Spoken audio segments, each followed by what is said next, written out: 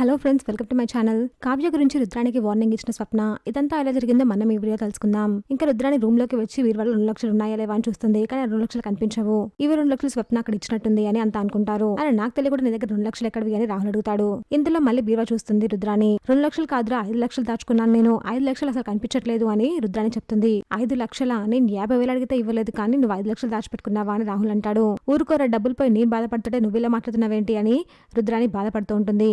ఇంతలో స్వప్న వచ్చి, అర్థమైందా డబ్బులు ఏమైపోయా ఇప్పటికైనా? ఆ డబ్బులు తీసింది నేనే అని స్వప్న చెప్తుంది. 5 లక్షలతో ఏం చేశావు నువ్వు అని రుద్రాని అడుగుతుంది. ఇందాక మీరు నా చేతిలో బ్యాగ్స్ చూడలేదా? 3 లక్షలు షాపింగ్ చేశాను, మిగతా 2 లక్షలు కింద ఇచ్చాను అని స్వప్న చెప్తుంది.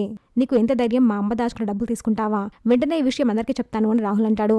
వెళ్ళు చెప్పు, 5 లక్షలు మీకు ఎలా వచ్చాయో దాని లెక్క ఏంటో అన్ని చెప్పు. లాకర్లో నుంచి మీరు 2 లక్షలు తీసిన లెక్క నేను చెప్తాను, ఆధారాలతో సహా అందరికి నిరూపిస్తాను అని స్వప్న చెప్తుంది.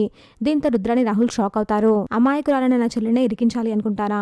ఇంకోసారి నా చెల్లి జోలికి వస్తే ఊరుకోను అని వార్నింగ్ ఇస్తుంది స్వప్న. చూసాక ఫ్రెండ్స్, మరి ఏం జరగబోతుందో? ఇలాంటి జెన్యూన్ అండ్ రెగ్యులర్ బిట్స్ కోసం మా వీడియోకి లైక్ చేసి ఛానల్ని సబ్స్క్రైబ్ చేసుకోండి.